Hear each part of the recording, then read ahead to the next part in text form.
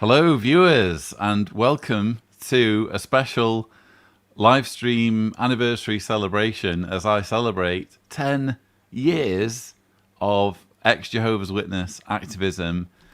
Today is the 4th of October, 2021.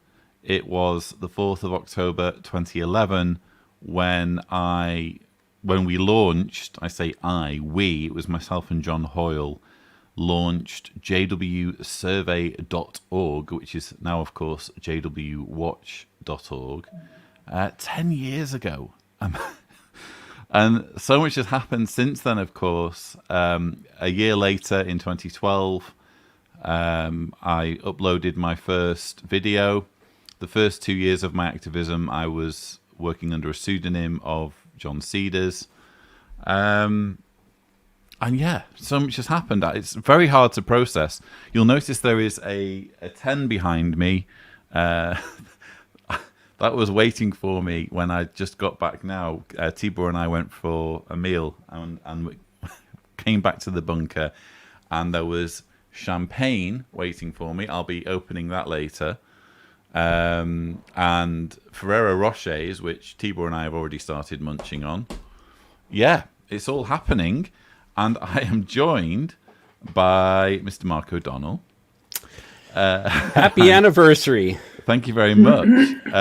Kim Silvio is here. I have... Oh, you can hear my voice. Hey.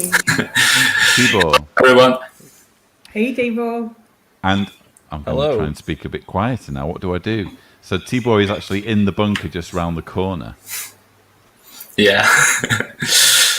And his microphone is set to very loud, hence he's picking up my voice. Could you tweak it down a little bit? Is this good? Yeah, we can still hear you. That's a bit better, yeah. Okay, yeah. We're just waiting for one or two others. You know, this isn't... Let's get the party started. We actually have a video. Oh, actually, is there someone else waiting to come on? Let me just have a quick look. Yes, there is. Here he is. I feel Arthur in the...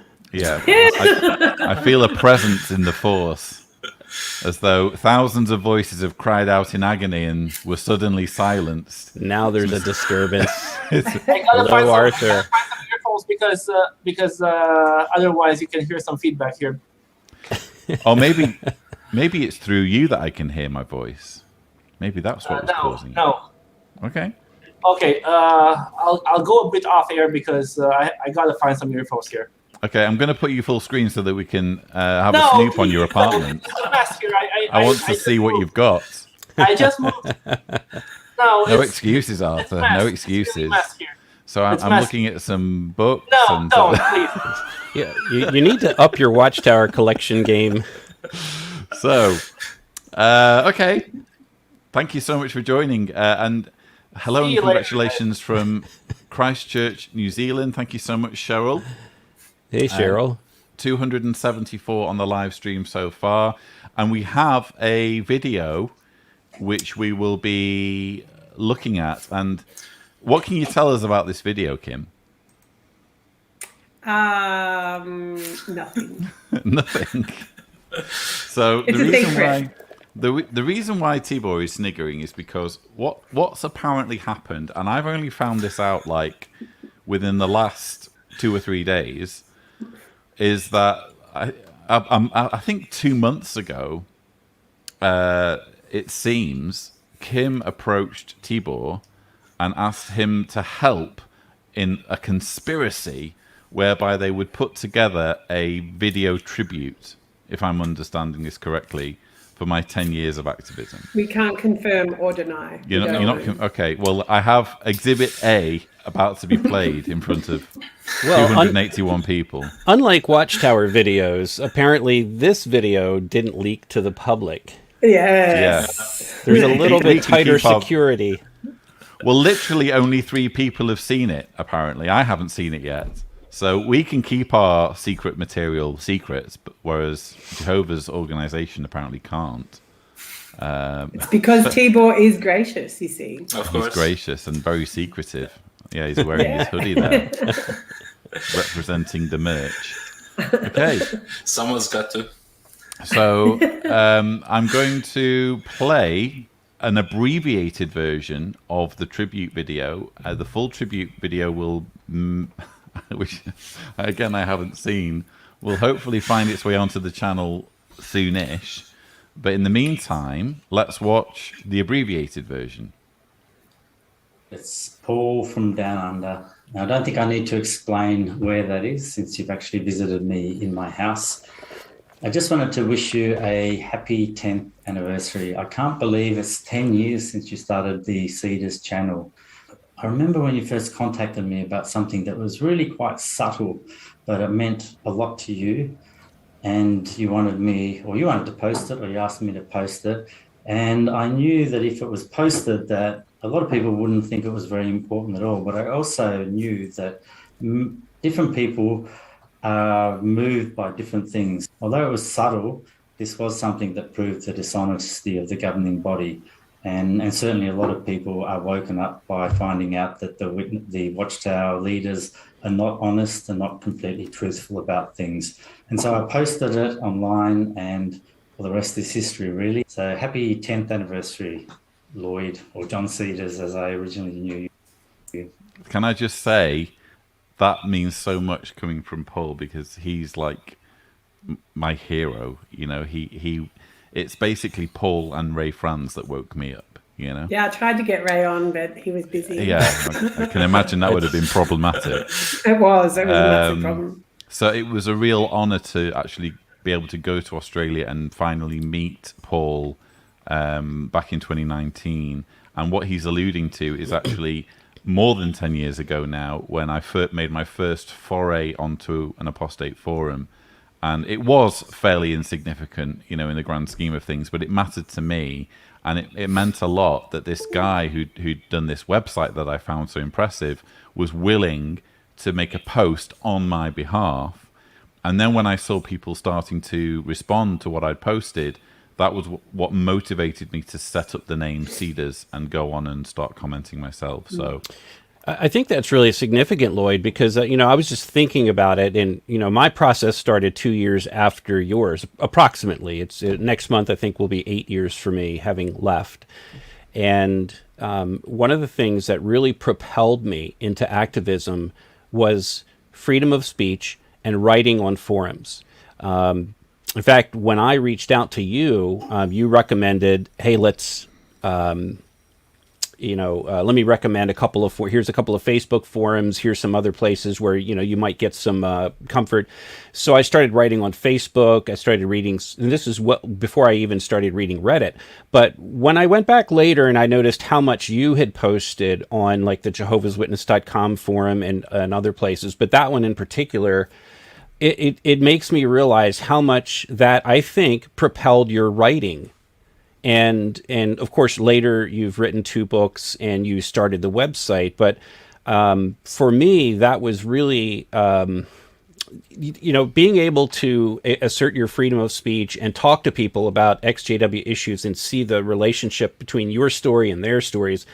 My impression is that, you know, you were a prolific writer on some of those forums, like the JWN. And clearly that kind of opened, you know, sort of a Pandora's box for you. Correct me if I'm wrong, but I think that really led to the website that you created, which has taken off and has evolved through the years, and of course, ultimately, your video channel, which has been very successful. Yeah, that was mad. The JWN period. I'm not going to lie, it didn't end well. I ended up kind of getting booted. But it was a really interesting period. It was, my first experience of dealing with fellow ex-Jehovah's Witnesses.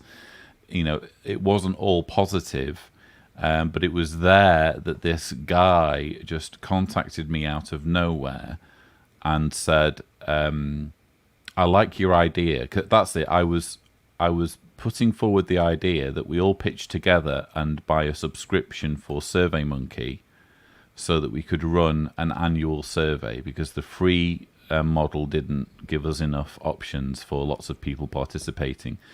So you can imagine what it looked like for this guy who'd kind of appeared out of nowhere who had no reputation whatsoever to just suddenly be saying, hey, why don't we all pitch in some money? I'll organize it, Yeah, right. And so now I look back and think I was just completely naive.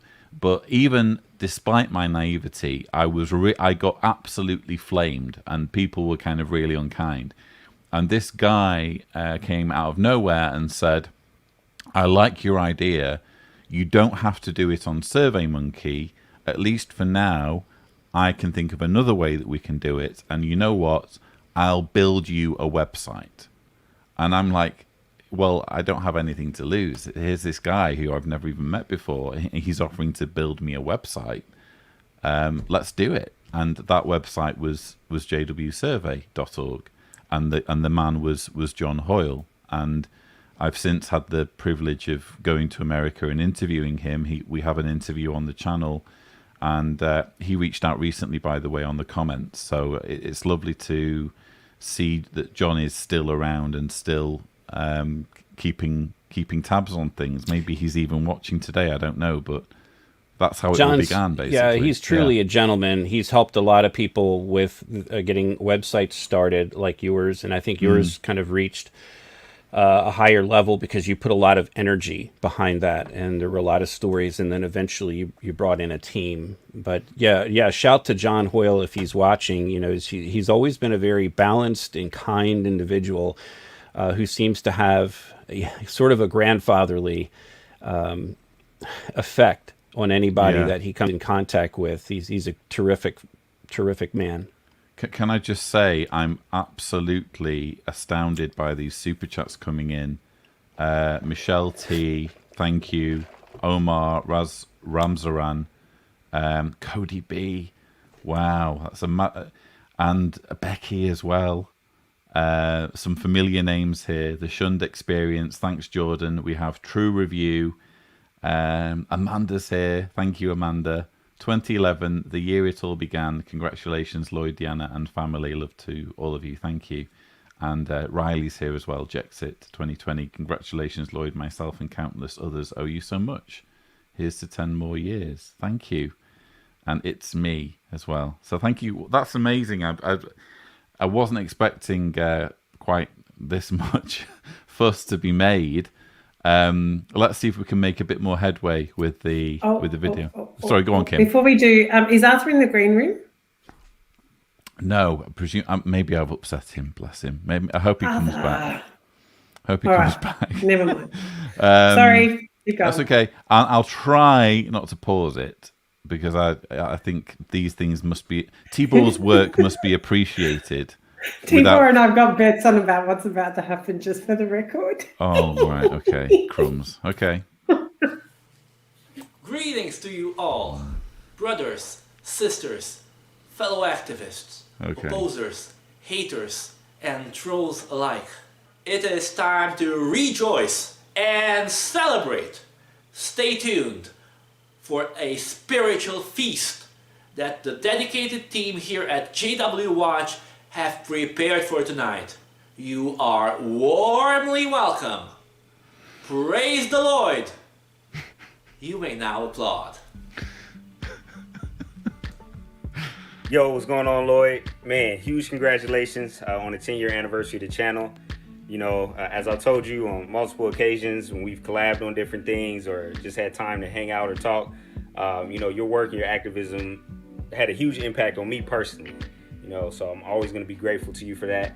Not only that, I'm very proud to be able to call you a friend of mine. So much love, bro. Congratulations again. A few years ago, I was caught in a major personal dilemma. I had no one to talk to. I hadn't explained my doubts to my wife, to my dad, and although Lloyd didn't know it at the time, he was the only real friend I had. I was absolutely engrossed with every video of his on YouTube. He was there all the way from the journey of waking up to the journey eventually ending in leaving the organisation. And so I know we shouldn't do it, but Lloyd, here's to 10 years of amazing activism and to hopefully many more. Wow. Hey Lloyd, Germ here, and I just wanted to congratulate you on 10 incredibly productive years of activism. It takes a lot of hard work and personal sacrifice to keep your fingers on the pulse of these issues the way that you do, but it makes a real difference. Thank you for doing it, and thank you for your continued advocacy for the LGBTQ community. Hello there, Lloyd. Congratulations, mate, on 10 years of the Lloyd Evans channel. Thank you very much for the work that you do. You have helped so many people, including myself, wake up. And sometimes there's just words just cannot say how much we appreciate the work that you do. So thank you very much. Hello there, I'm Jordan Robertson, and welcome to my flat. Not quite the bunker. T-Ball has certainly been gracious over recent times with those thumbnail placements, but it's you, Lloyd, who has been gracious now for a whopping 10 years. The win-win is where it all started for me, and I've most definitely won. You've helped me achieve my freedom in so many ways. So here is a special thank you on a special occasion. Congratulations, Lloyd, and thank you for watching.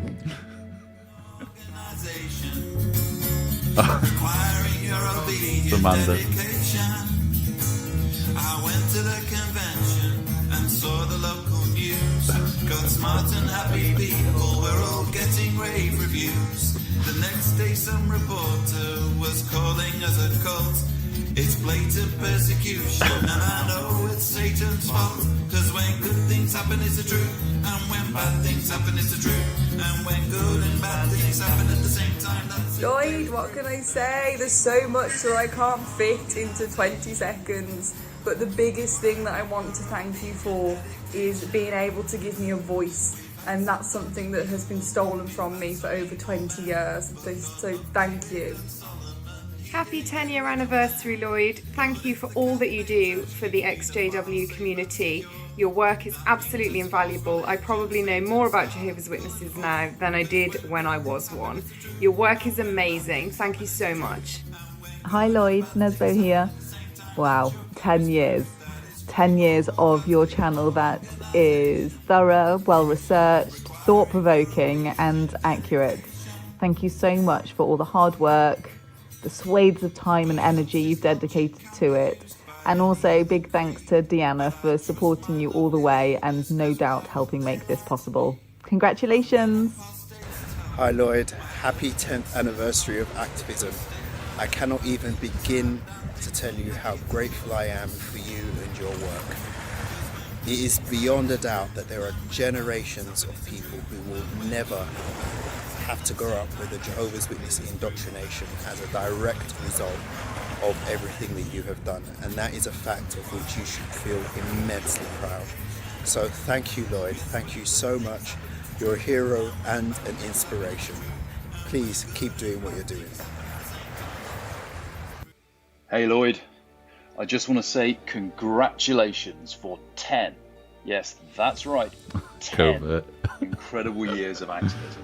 Here's to 10 more glorious years. And how do I make a smiley face out of these fingers? Aha, hang on. Smiley face.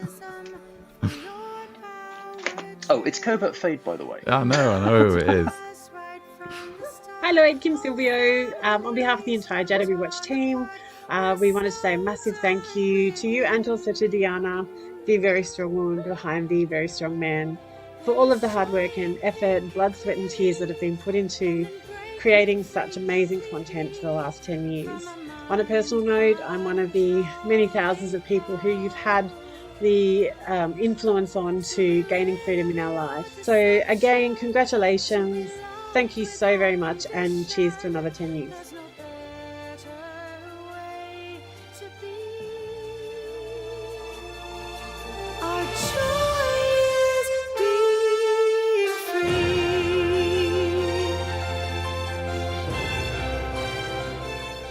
Wow, what an amazing video.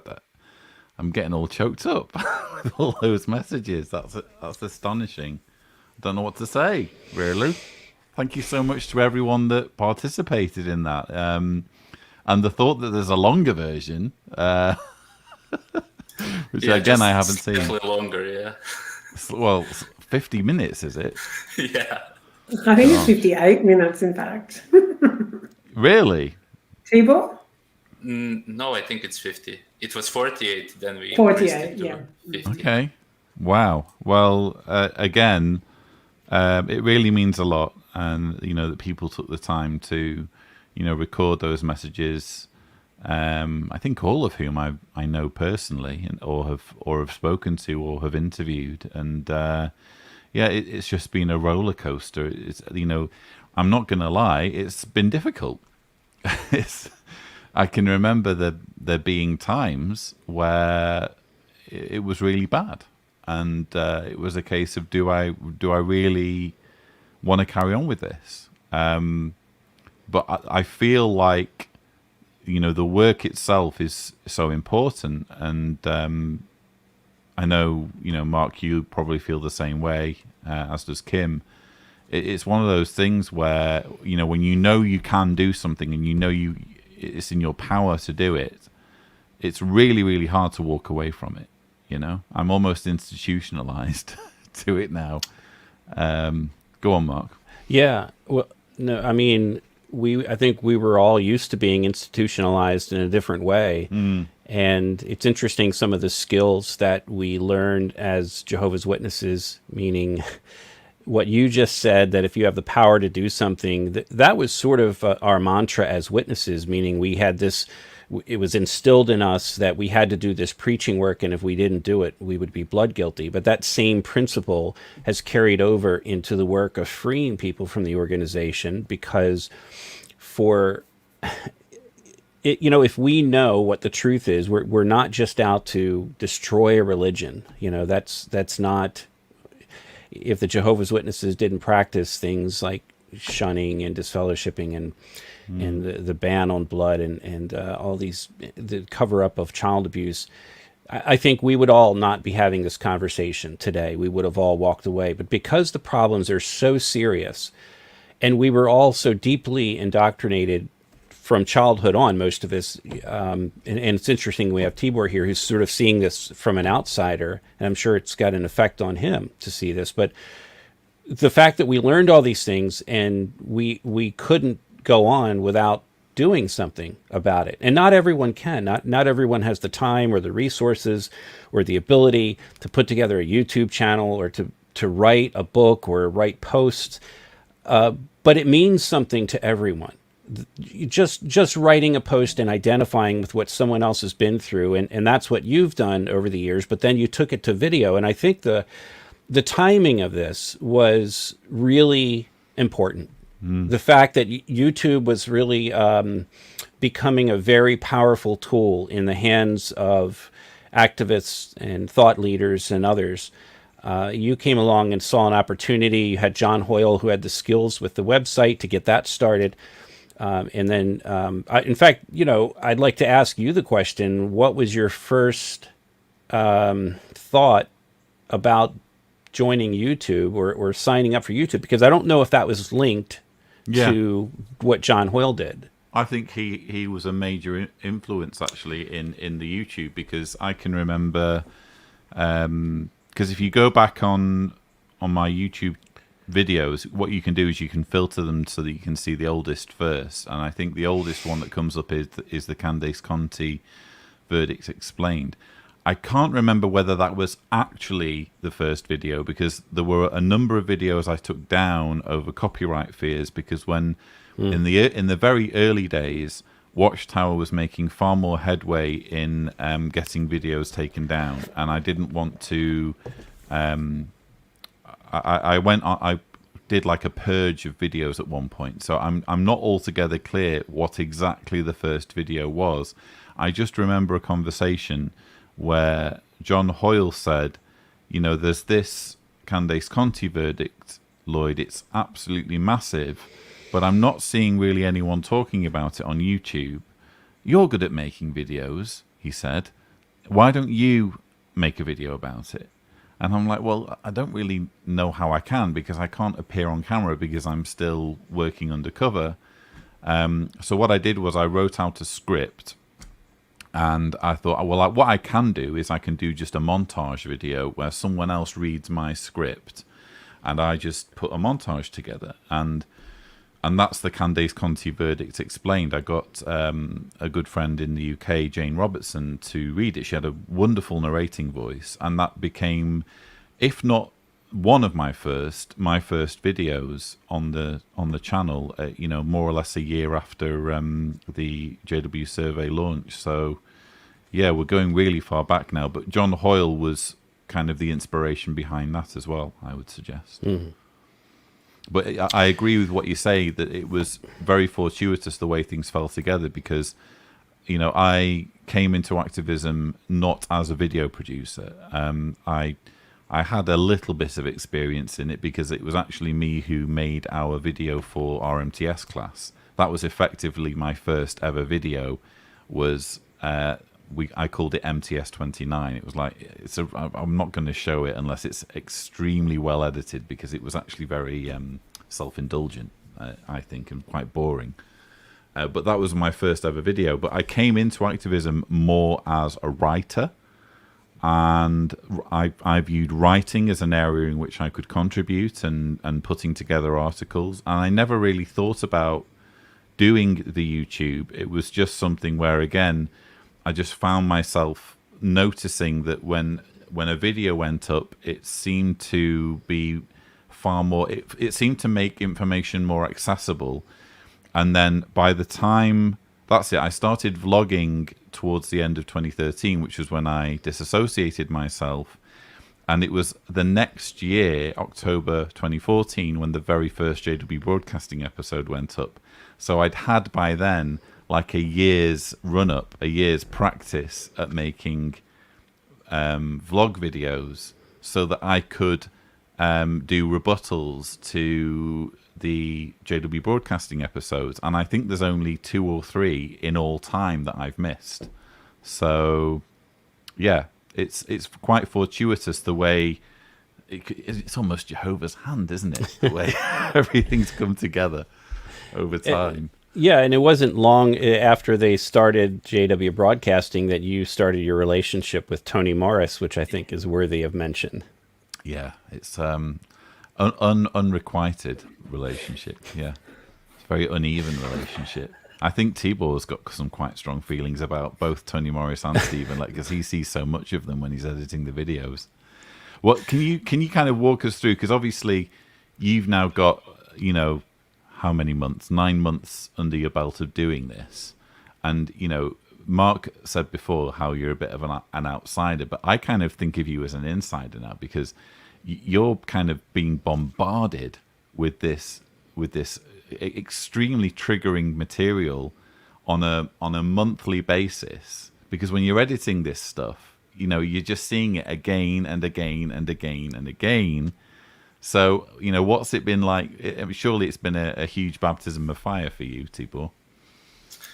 Yeah, I mean, I basically had like a crash course in being a Jehovah's Witness. It's been just constant bombardment. So now when I watch a video, as soon as someone pops into the shot, I already know what to expect, which is kind of triggering to know that I'm already so familiar with them that I can already expect which kind of stupidity I'm being presented. So, but yeah.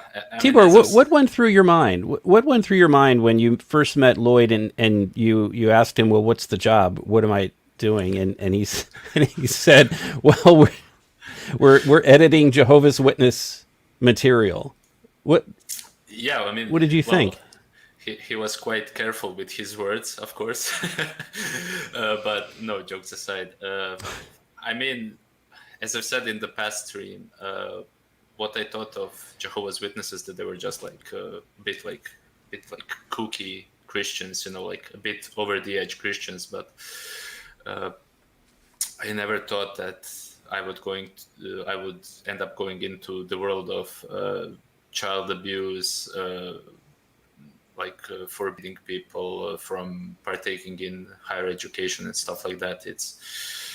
it's just been like this huge, like, roller coaster, which sadly is just going up, and it doesn't seem to be slowing down. So I think one thing I was careful to do, and correct me if I'm wrong, Tibor, but I think I at least put a link in the job advert to the channel, because I wasn't really interested in being bombarded with candidates who weren't familiar with what I was doing, who were completely naive as to what the nature of the channel was. So I made sure early on that people could at least go on the channel and have a look.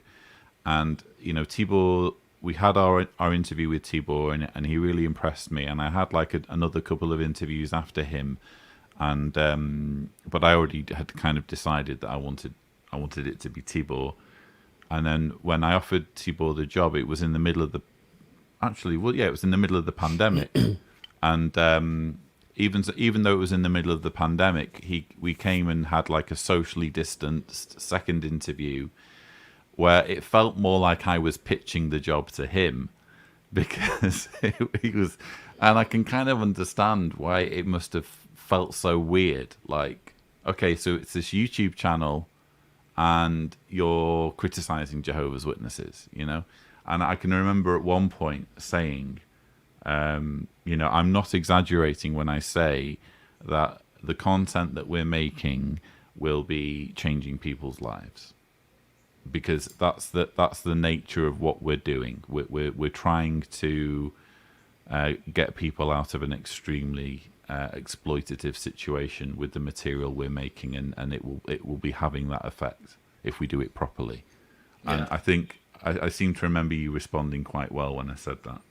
Yeah, and I mean that's what has been like a wish of mine, to whatever I end up doing, for it to be an improvement, in the world in general, but in people's lives especially. And it is my motivation, whenever we have a big project or something which I just don't particularly like doing, still in the end, I know that the main goal is to help people, to change people's lives, to make a difference in the world. And that's a huge morale booster for me, and I know it's for you as well, that even when we're broken at the end of the convention season, we still have to push on, because, the stupidity doesn't stop with the convention season. It's just endless. And now we've got the annual meeting leaked. So we need to get into that now. It's like a little mini convention season starting up. So over 4 hours.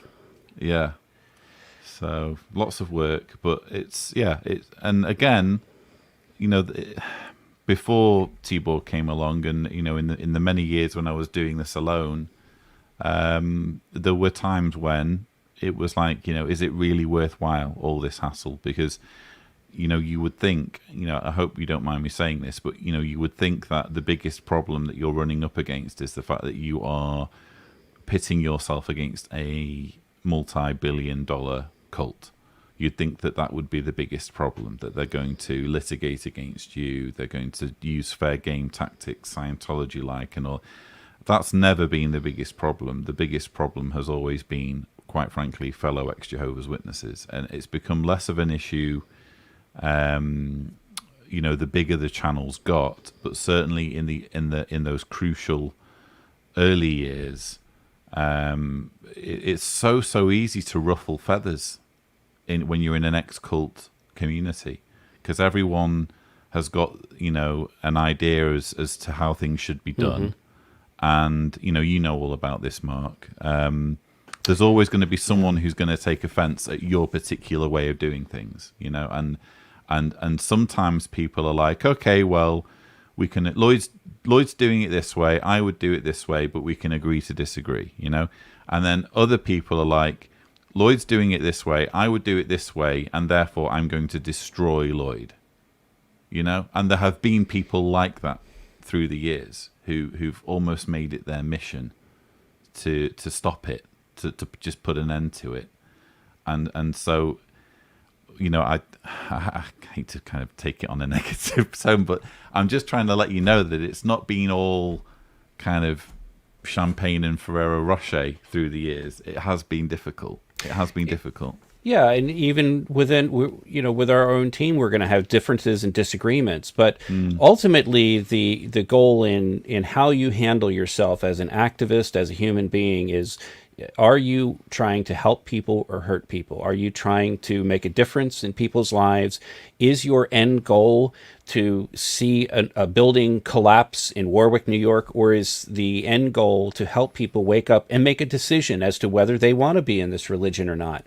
Transparency, that's what we want to get: the information, the documents, whatever it is that we know. We want to share it with the public because we feel that Jehovah's Witnesses, and when I say the public, I mean Jehovah's Witnesses first, we want to share that with them and give them an opportunity to reevaluate, why are we doing this child abuse policy the way we're doing it? Why are we handling the blood policy the way we're doing it? Why are we raising our children and telling them not to go to university?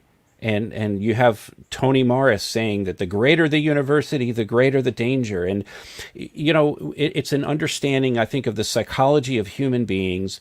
And we're doing our part in sharing this information with people. And I can tell you that I do not, you know, I can't underemphasize the fact that the reason I keep doing it, and I'm sure that you and others keep doing it, is the fact that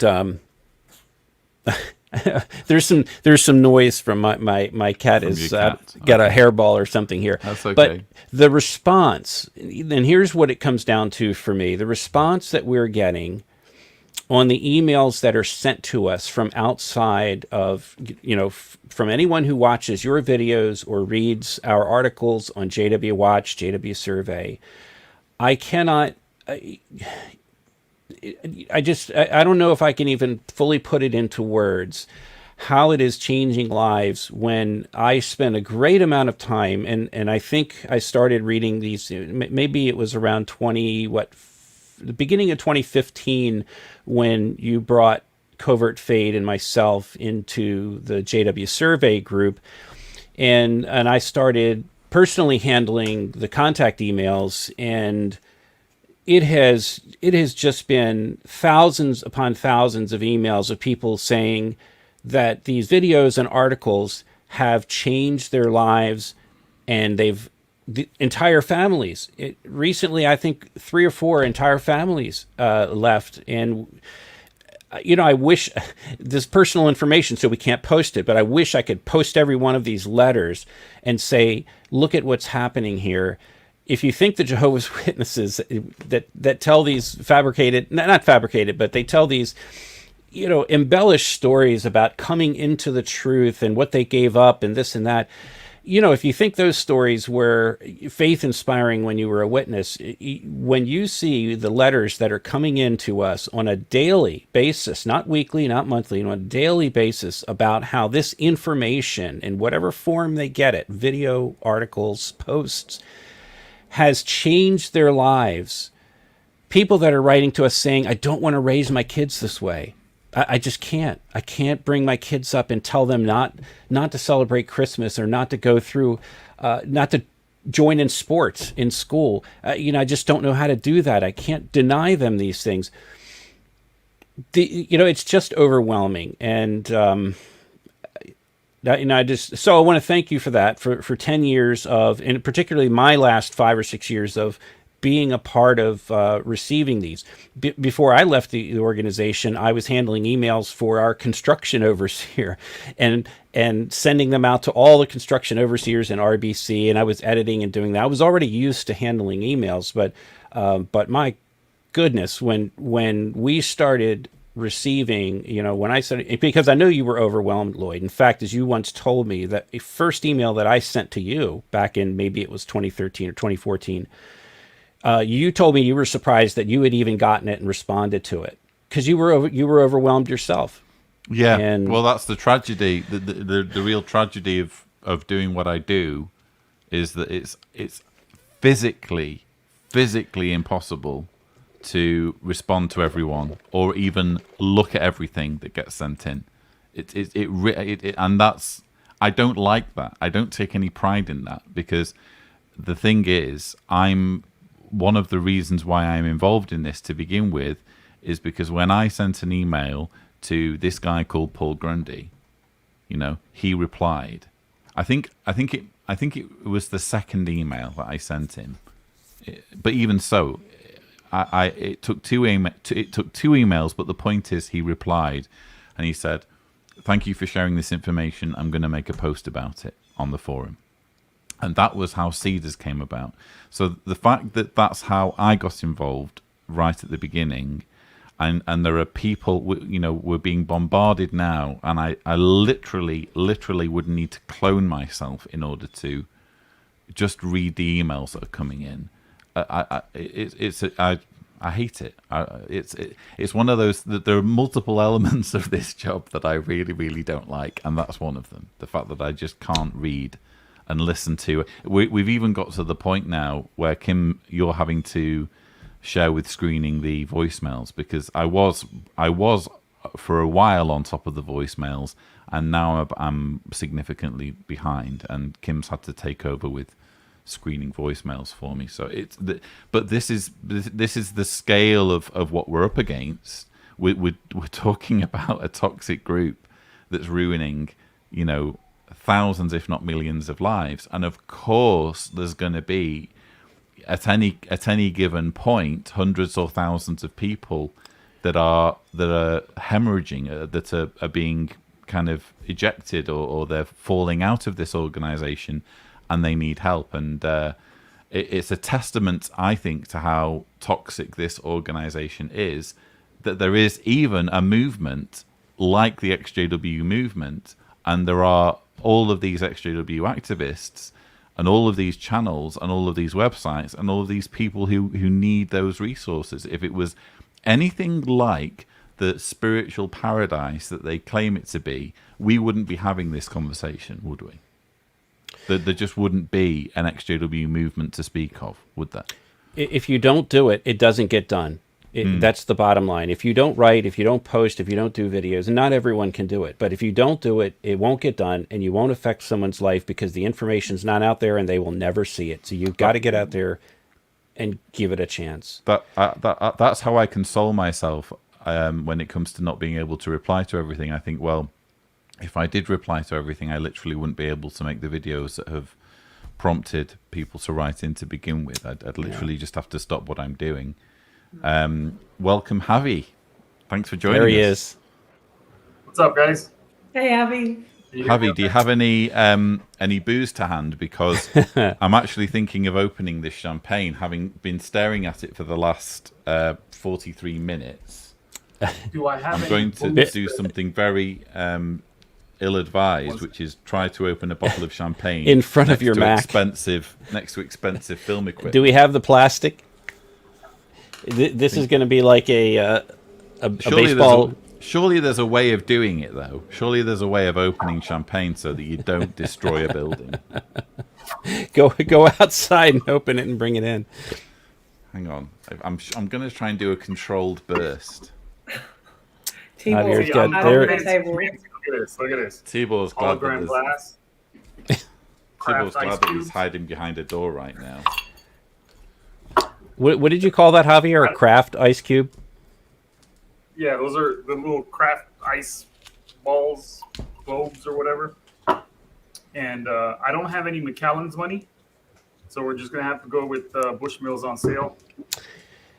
Well, if you become a cult leader, you'll be able to afford as many bottles of Macallan as you want. I've managed to take the cage off. I kind of resent that. Oh, God. Here comes the pop. Here it comes. Don't shake it. Oh no, that's a pop there. Yeah. Should add some plastic. Oh my God! I may have sprayed some of my bound volumes. Oh! Happy 10th anniversary, Lloyd. Thank you very much. Oh God, I'm in a pool of champagne. T-Ball, do you want to come and get your glass? And can you bring them up? Yeah, sure. Oh, it's literally all over my mouth. And a wet rag. Seriously, can you bring me some kitchen roll? Some kitchen roll. If you could bring it, mate. Sorry. Who would have thought? Oh, man. Yeah, But you know, drinking so kitchen roll. while we're celebrating, you know, I think it can't be understated also the fact that so many people that are working with us now, like Kim, for example, and I think even Javier and myself, if you go back 10 years, we were fully active Jehovah's Witnesses back then, completely We active don't like to Jehovah's. talk about that part though, Mark. Yeah, well, but we should, and the reason we should is because we, you know, or it's so recent that so many of these people have been coming out that you can see the effectiveness of a YouTube channel or a piece of information. Like, there he is. But for you, Javier, what year was it? Wow. I think it was 2012 that I resigned as a ministerial servant and never went back. And you never went back to a meeting after you resigned, right? I did go back to, I think I went back to a couple of Okay. Assemblies and a convention, and then after that I just couldn't do it anymore. Right. So it's been about 9 years for you, 8 years for me, and Kim, you're even more recent than that. Yes. So I disassociated in January 2019. You watch on the camera and receive your champagne. There we go. Aw. There he is. Cheers. Cheers. Well, mate. Cheers. Sorry, go on. Yes. Kim. Yeah, no, I disassociated in January 2019. And yeah, so that's what been, you know, happy. Yeah, and 6 months later, we were spending time with you in Australia, which was terrific. Yeah, and you know, and Kim refused to look at me and make eye contact when I met first Kim arrived. before she disassociated. yes, you did. Wow. And I did the first Watchtower and Focus episode 3 weeks after. There you The go. Fessler trial. No, the Fessler trial was the first one. It was Dark Spilver. The first. I'm sorry. I thought you said you did the first Watchtower and Focus. No. Oh, that was 2017. I was on Sorry. my first Watchtower and Focus, and Your you made first. the comment. The Fessler trial was the very, very, very first. Yeah, Not that that was I number know one. that for any random reason or anything. Just saying. Well, I think it's important, you know, for people to know you have a legal background, and that was something that really, I think, impressed upon you, the fact that there were these cases that the Watchtower was not talking about. Yeah. There were all of these civil lawsuits, and there was a lot of things being said by Watchtower attorneys behind closed doors. Now we have transcripts and documentation, and I think that, correct me if I'm wrong, had an impact on you. Yeah. Because you had worked with, to some degree, Watchtower's legal department as a volunteer for in the Australasia branch. And the thing that the biggest passion, you're 100% right. The biggest passion for me is the fact that, you know, they use certain tactics, they use language, and in some cases they have just blatantly straight out lied. And I believe, it's my opinion, that there are serious ethical issues with some of the way that some of the Watchtower lawyers behave. They use this theocratic warfare rubbish, and it's just, you know, in the secular world, it's not an acceptable practice. So to see it happening in a spiritual world, I just find that incredible. And so when I was sort of learning about all of this stuff, I remember saying, but that's just simply not true. Or I remember the very first one was that letter that Lloyd had been sent, and it was on the Dark Spilver video. Lloyd had been sent a letter of a takedown for his channel, and it says, you know, if you don't do this, we'll seek costs. And, you know, it's sort of very scary, and it's like, oh my God, you know, I don't have the money to pay for it. I don't have the money for a lawyer, whatever. And I think to myself, but it's not a cost jurisdiction. It's an empty, you know, it's an empty threat anyway, because there's no chances that if they could have taken his channel down, they would have. The fact is, and time has now proven that, but back then, you know, Lloyd, you'd have to admit, you're not the same person that you were 10 years ago, and along the way you've learned a lot.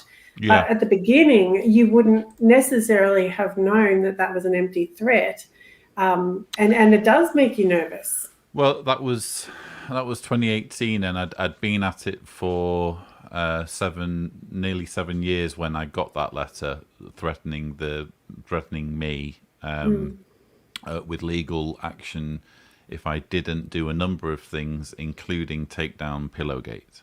That was what they really, really didn't seem to like, was the Pillowgate video. I have no idea why. For understandable reasons.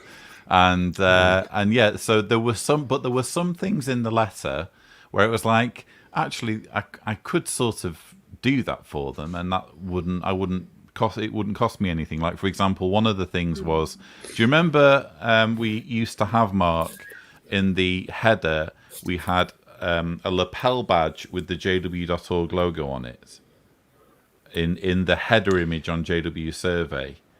I remember the conversations around that. I remember you talking about what you could remove to kind of appease their angst over your posts.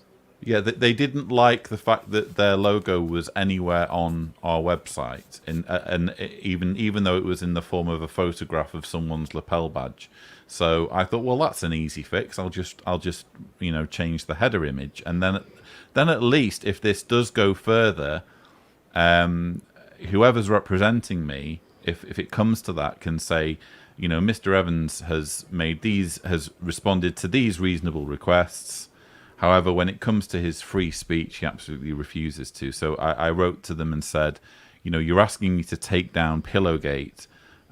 This amounts to telling me that I can't criticize you, because in order to criticize this particular material, I need to show it. I couldn't describe it and expect people to believe me without showing it, because it's such outrageous material. I have to show it for people to believe me that it exists. So what you're doing is you're telling me that as a former member, I'm not allowed to criticize you, and I'm afraid you don't get to tell me that. And I never had a reply to that. So. And it's but see, that's exactly the point. It's the bullying.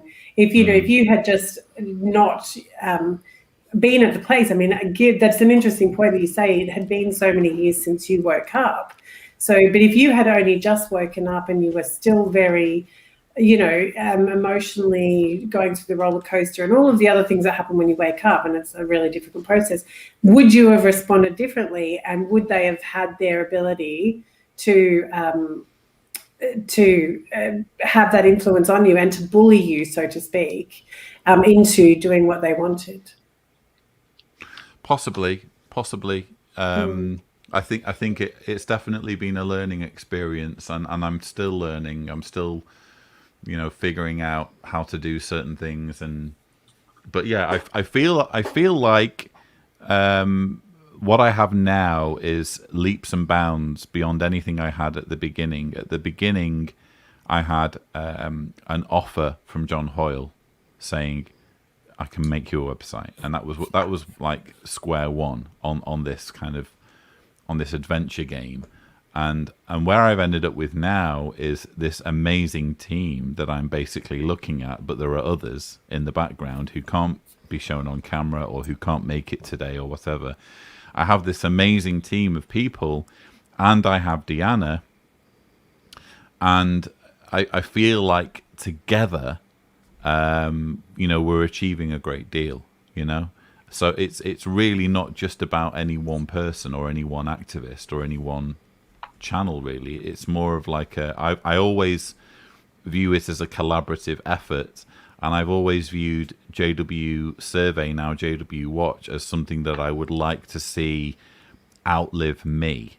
I want it to be inherited, and I want it to be continued, and I feel like I'm standing on the shoulder of giants like Ray Franz and Carl Olof Jonsson and Jim Penton and what have you, the previous generation of activists, and I like to think that people can be that people can add to the legacy continually, moving forward.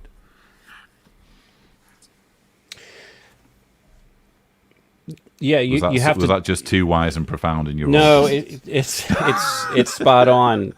Yeah, it's like what I was saying before. Is that if you have to, right? I'm thinking about the overall implications of all of this, but I think that people that are, what I constantly try to do is put myself into the mindset that I'm not trying to speak into an echo chamber, and that's difficult because you know, when we're on Twitter or we're on Facebook, you know, we might write about some experience that we had in the organization, and we get a lot of attention, a lot of likes or comments about something that, but who are those likes and comments coming from?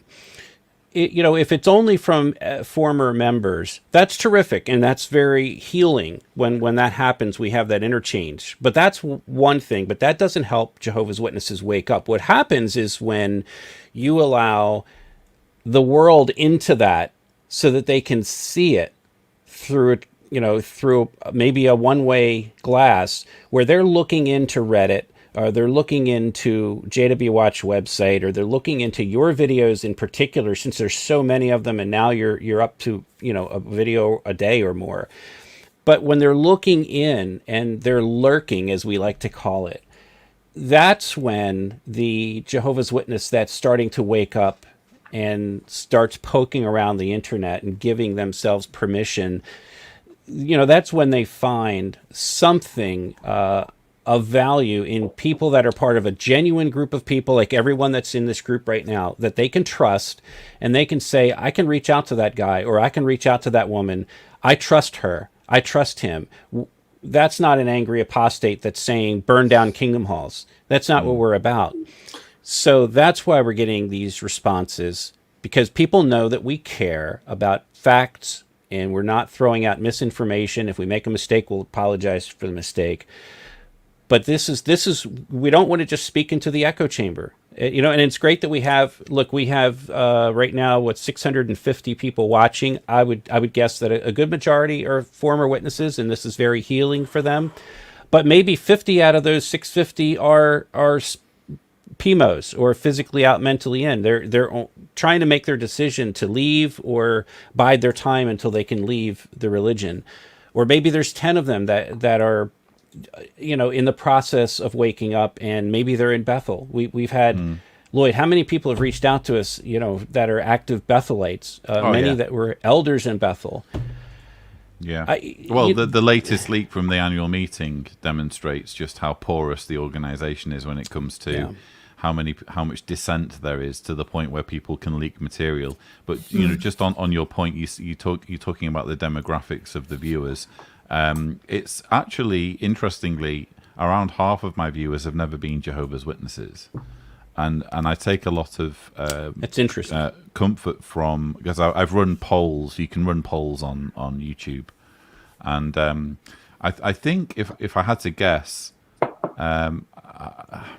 well, let me put it this way: I draw enormous satisfaction from knowing that there are allies out there who can see what we're doing and seeing what we're trying to achieve, even though they are not personally impacted. And I there's think one right now. When people, there's a few in the comments. Yeah, I've never been a JW, but religion in general fascinates me. But the way Lloyd explains things has made me know more about JWs than any other. I love the fact that there are people like that out there who can see the human story here, and understand what we're trying to do on a broader level. Because what's happening is, when people who've never been Jehovah's Witnesses watch this material, and it's so obvious what a dangerous group this is, they can help spread the word, you know. And if Jehovah's Witnesses try to make landfall with, let's say, a friend or a co-worker or a family member, they are immediately armed with information to say, you really don't want to be doing this, you know, trust me, and here's some resources that you should look at. So yeah. And the I know you alluded to the fact very rudely that I got like when I first met you in person, I couldn't look at you, and it was very difficult. And I think that's just a testament to the fact, and I'm sure there's thousands of people that would agree with me. It's what you represent. You're an option. You're somebody who's there. And I think wasn't Harris? It was Harrison Cother that said, you know, you were the only friend that we had, and at least we had somewhere to go. But I do know, like, and that's why I used to get so upset, and so, like, because it caused anxiety for me. I was like, oh, you know, I can't acknowledge that you exist because I'm just coming out of the organization. You're not allowed to exist. but I can watch you quietly and learn and get information and find other resources without stepping out of my safe bubble. But it also, like, for those who don't know, my parents are violently opposed to Jehovah's Witnesses, to the point where my mum is one of those embarrassing people that will, like, follow people up the street and tell them, don't listen to them, they're a cult. And it's very embarrassing. But, through your work, I've been able to talk to my mum, and it's substantially helped to repair my relationship with her, where they can learn about the tactics and the manipulation. And they've actually learned not to be the psycho woman that's running up the road telling people. She's actually really nice to Jehovah's Witnesses now. And so, because she's learned, that's an opportunity for her to ask questions and for her to sort of say to people, and also for not being able to feed their persecution rubbish. So, it's not just, it's in an indirect work, and then you share and they share and they share. So I think that's another really important aspect of your work. Thank you so much, Kim. Yeah. Sorry. No, go on. And say, just from my experience, and I think this is what, to hear you say that most of the people that watch your videos have never been affiliated with Jehovah's Witnesses. I think there's an element of being able to look at another group that's different from yours and being able to be critical of that group. And that kind of leads you to a place where you can be critical of your own beliefs. I know, like, for me personally and for my family, like, watching the Scientology stuff kind of opened the door to give ourselves permission to be critical of our own beliefs. And sometimes that's the gateway, right? That's like the entry point to where you can do that. And so maybe the people who watch your videos aren't Jehovah's Witnesses, but they've had other beliefs that they were unsure if they can be critical of them. And so, there's value in that too. Absolutely. Thank you. Yeah. It's so hopefully, irrespective of the demographic, and it's also quite sweet when occasionally I get comments from people who say, you and I have crossed swords in the past. I've come on this channel to criticize you for putting out apostate material, and now I'm an apostate myself. So I get that sort of comment every now and then as well. I just want to thank everyone who's making all of these amazing comments. I'm just kind of glancing at them, and it's incredibly moving, some of the things that you're writing, and the super chats as well, which all kind of goes towards churning out more material. And believe me, we have a very busy few weeks ahead with trying to put out JW Broadcasting episodes and annual meeting rebuttals simultaneously. So thank you so much for that. I'm wondering whether in the remaining sort of 20 odd minutes, whether we could have a viewer invasion. That'd be great. What's the worst that could happen? So, I think we should give that a lot of attention here. Let's get some comments in. So, did we drink already though? I'm on the champers. I'm on the champers. And by the way, Deanna, if you're watching, yours is down here, and it's on the desk because I want you to come on camera if you can. I think you should propose a toast, Harvey. Propose a toast? Okay. Let's toast to freedom. To freedom. Freedom. To freedom. To freedom. To freedom. Cheers. Cheers, y'all. And yes, it's the viewer invasion. Producer Bob is dropping a link in the comments, and how it works. It's going to be slightly difficult this time because we already have, as you can see, a number of people on, and we're limited as to how many people we can have in the queue. So you might have to keep trying. That's the thing. But we encourage people to click on the link. We just ask that you show your camera and keep comments and questions respectful and on topic. The camera stipulation is just to deter trolls. So welcome, Marianne. How are you? Hey, Lloyd. Can you hear me okay? I can hear you, yeah. Great. I just want to say congratulations on 10 years. And let's hope for 10 more, maybe more than that. And thank you to everybody on the panel. You've all brought a lot of not only getting the real truth out there, but a lot of levity to a lot of us that needed it, especially in the last year and a half. And I just want to say thank you. That's really lovely. Thank you so much, Marianne, and thank you for your support over the last few years. I really appreciate it. Thanks, Lloyd. Yeah. Okay. Awesome. Take care, guys. Take care. Bye. Thank you. Bye-bye. So that's Marianne. We also have Riley, aka Jexit, if the camera will resolve. Processing. It's a spinning circle of doom right now. Yeah, no, he's another one that's recently started a channel and has gotten done very well. In the meantime, we'll add Adrian to the stream. Hello, Adrian. How are you? All right, Lloyd. Just to say thank you so much, guys. You've helped me immensely with mental health issues. I also have a partner, Furiosa. You probably know her. Yeah. You've helped her as well immensely. Your channel is just awesome. It's really helped me with moving forward and making a better life. And I would also like to thank the panel for everything you've done for the child sexual abuse. I was abused myself by my father, born in, and you've just helped me immensely. And thank you, guys. Yeah, wow. That means a lot. Thank you. Thank you. That means so much. Yeah, the abuse is just so rampant. Yeah, it's just such a huge problem, and I don't want to go on another ICSA rant, but so little is being done, and the fact that there is so much indifference in the wider world. I think I speak for everyone in saying it. It only makes you want to do more because you realise just how much work there is ahead to create a society in which children can be safe. So I really appreciate those words. Thank you so much, Adrian. That's great. But next week I'm going to become a patron. So your work, thank you. Your work's really helping a lot of people. So I'll let other people go on. But congratulations, guys. Love you all. You're awesome. Yeah. Love you too. Thank you very much. Take care. Thank you so much, Adrian. Bye.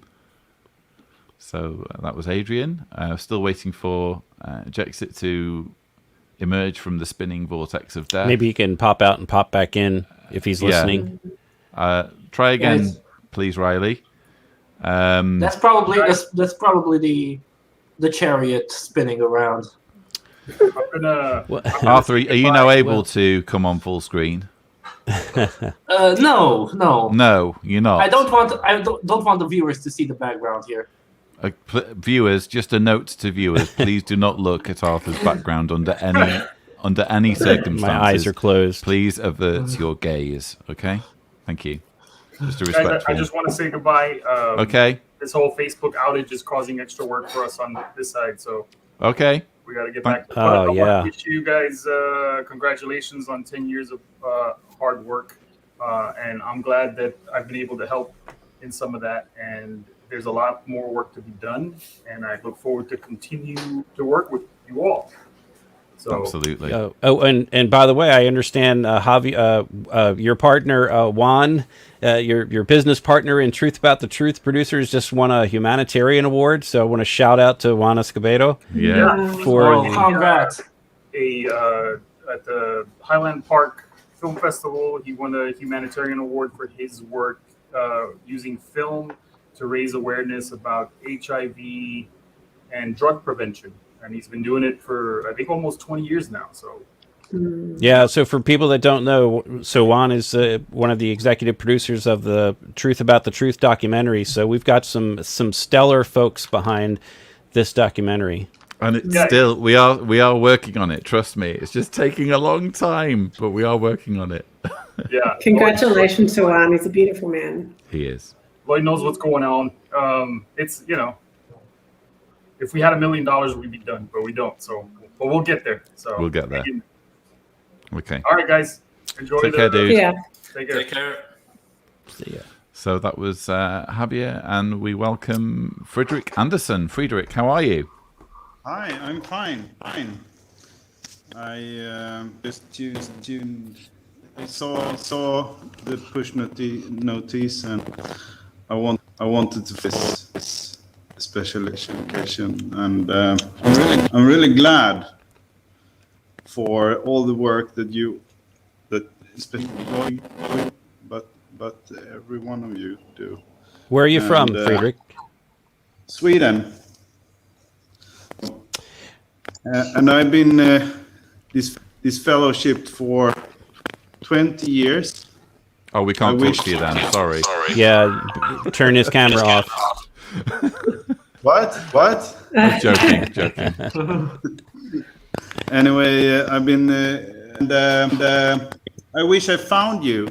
Started. I only found you 6 months ago or so. But it's been a way to, stand my background, sort of. So I want to thank you all. Well, that's another demographic, Friedrich. People that have been out for 10, 20, 30 years that have never dealt with being disfellowshipped or having left the organization. That's another reason why Lloyd's videos and others are so powerful, because they really they give you understanding and a voice. And we're so glad that you did eventually find this. But if it didn't exist, it wouldn't be there to help you. And we're glad you found it. Yeah. I've been sort of hiding it or trying to forget it all, but it's hard when you don't speak to your mom and dad more and more, and you have to explain that to your children. In some way, you need to find a context where you belong. Yeah. And this is a context that adds to my family that I have now. This is the missing piece, sort of trying to understand myself. We're glad that you feel that way, and I hope that that the channel and the resources that you're using continue to help you with your with figuring things out and reconciling your background. So thank you for those really lovely words, Friedrich. I appreciate it. Thank you. Okay. Yes, thank you. Take care. I'm mindful of the fact that we have a limited number of spots for people to queue up, because I'm getting flashed saying people are trying to log on. So let's welcome on the Aussie Outdoor Blokes. Hello. We can't quite hear you, mate. Might need to turn your microphone on. He's from down under. Yeah. He's upside down. It's because there's no internet in Australia. That's one thing I learned in 2019 is no one True. has any internet. They all just Yeah. use mobile data. I'll speak for the Aussie Outdoor Blokes until he can speak for himself. He's probably going to say to you that he is not a Jehovah's Witness, or he was raised a Jehovah's Witness but left when he was about 15 and didn't ever get baptized. But later on he married, he's saying yes. He married a woman who his mother then studied with, and she became a witness. And about a year ago, or 18 months ago, she started to, ask questions or have issues. And so he started working with her, and through the resources on your channel, he became able to wake her up. And through waking her, here's Deanna. Through waking her up, she's now awake, and he's got the best life ever. Yes, He's it's very outstanding. All over. Can you put that Outstanding. There it is. There you go. Can you hear me now, Lloyd?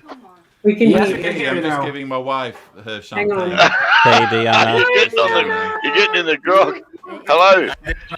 Hi, Tibor. I didn't get. Oh. Hi, Hi, Deanna. everybody. Oh, Hi, nice Deanna. to see you all. I was on the chat watching you before, but it's nice to speak to you. Hi, everybody. Hi. Hi, Deanna. Deanna.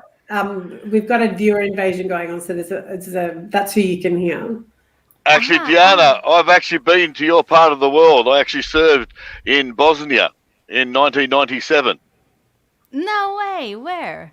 Yes, I was down to Banja Luka, Makonichgrad, and Gornji Vakuf. All right. Yeah. I just recently went back 2-3 years ago and travelled around over there.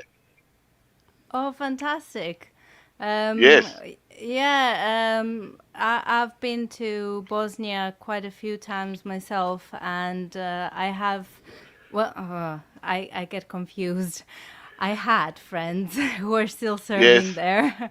They're not talking to me anymore. Oh, Deanna. Okay. The Aussie Outdoor Blokes, when he talks about serving, he was in the Australian military when the war was on. Yes, I wasn't there as a witness, Diana. I was over there kicking Thought you were a landmines around. circuit overseer. All right, that's different kind of serving, yeah. Yes, it was. Yeah, and that's how I was recently, mate. Yeah, that kind of serving was quite something different. I'm glad you are still with us. Thank you, Yeah. and it is wonderful to speak to you. I've always wanted to just say hello to you, having been in your part of the country and how beautiful it is over there. So it's wonderful to talk to you and Lloyd. Oh, wonderful to talk to you too, and to everybody else. This was my viewer invasion. I got my champers, so I'm off. I knew the champagne would lure you down. Enjoy. Oh. And I really love Diana's unicorn. My kids should believe in unicorns sweater. Yeah. So, just before I go, Lloyd, look, to all of you, I thank you so much. You've helped me with my son, my wife. I've now got a friend that has approached me also for advice, and what you're doing is life-changing, and I cannot thank you enough. I'm indebted to you all. Thank you. Wow. Thank you so much. I really Especially appreciate you Kimmy. saying that. Thank you. No problems, man. Take care, mate. See you. See you Thank later. you so much. Take care. Wow. Such amazing messages, and I'm just trying to think if we can squeeze a few more in. I'm still getting flashed by people trying to log on, so if you are trying to get on, please do keep trying. We'll maybe get a few more messages. Welcome, Jordan, aka the Shunned Experience. How are you, mate? I'm doing really well, Lloyd. Thank you. How are you? Not bad, yeah. I'm slowly getting more inebriated as the evening progresses. That's brilliant. Just echoing what everyone else says, really. Can't thank you enough.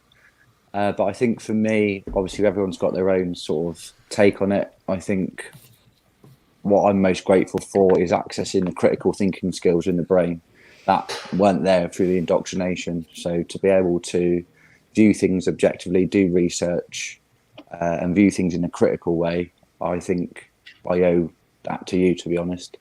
Wow. We're doing that with the indoctrination because, like everybody knows, especially if you're born in, you just get told something, it's true, and that's it. You don't question it. So to be able to do that and undo those videos with the win-win scenario, that's where it all started for me. That's what I'm most grateful for, is just being able to use my brain, really. Did Lloyd's channel inspire you to create your own? Yes. Oh, 100%. I've wanted to get into activism since 2018, so about a year after I got disfellowshipped. And I was very afraid to go from the disfellowshipped category to, in their eyes, the apostate category. That's what held me back the most. And then I went through a few life-changing circumstances this time last year, and I just had nothing holding me back. And I thought, I'm going to go for it, because nothing changes in society if we don't speak out. So if I can do my little bit to speak out, that's why I'm sort of set up a channel. Amazing. Really. So well done.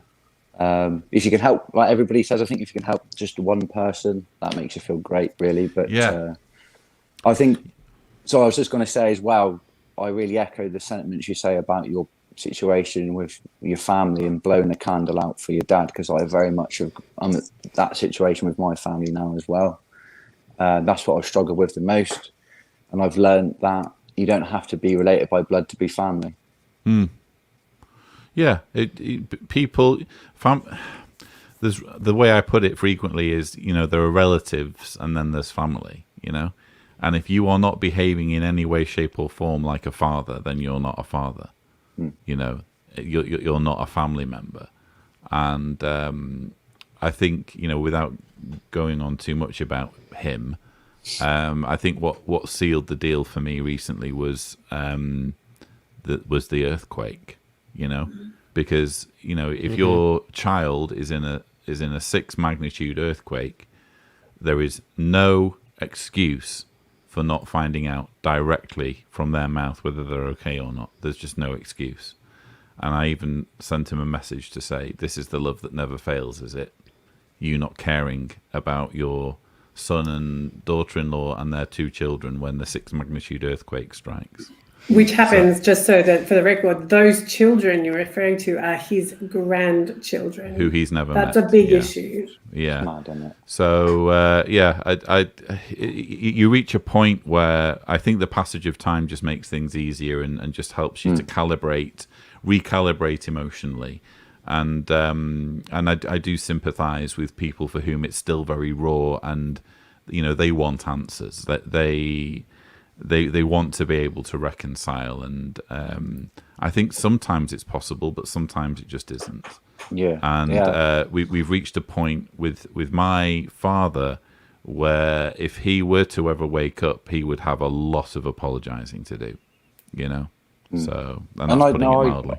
I feel exactly the same. I think just the way you've put it's kind of, I've got closure with it now. That's what's always bugged me. Well, that's putting it mildly bugged, but the last conversation I had with my dad, he basically said that I will only contact you if somebody's dead or dying.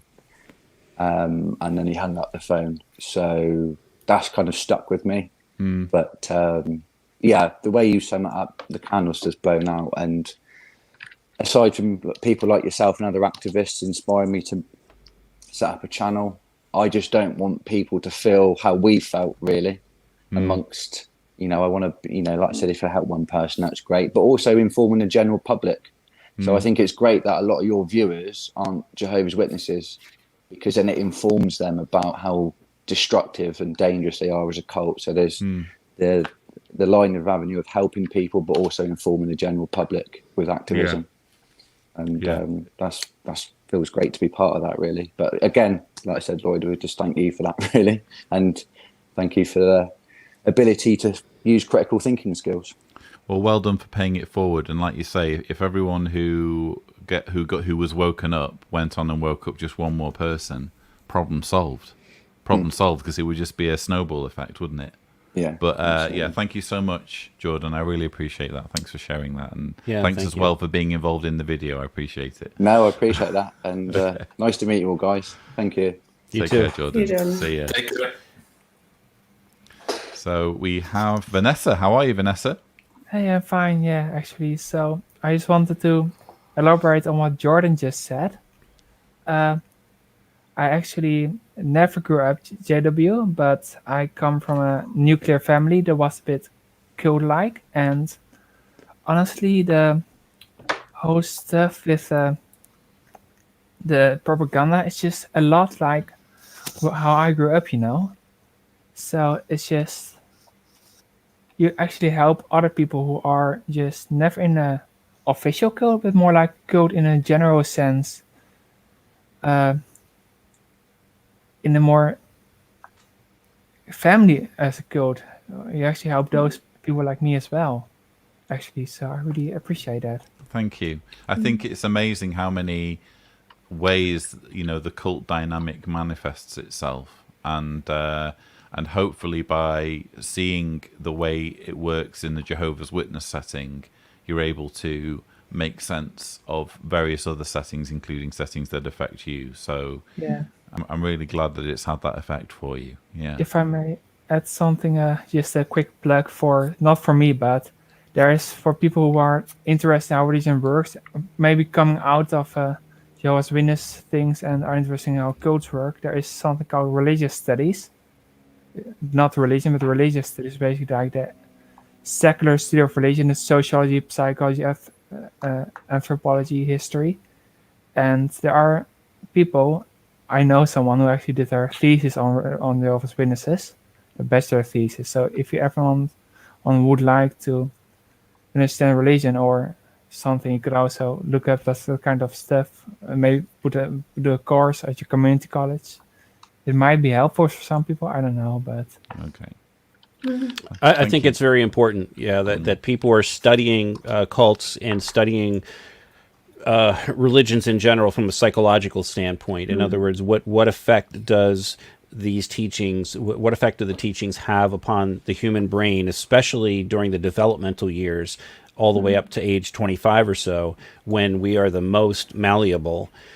After that, people can decide to do whatever they want to do. But I think one of the key things that Lloyd tries to get across, and myself and my work too, is that we cannot do these things to children and continue to baptize them under the rules that Jehovah's Witnesses engage children who then later find out that it's far too late to make a difference, because if they leave and say anything against the organization, they would be considered as an apostate and lose their family.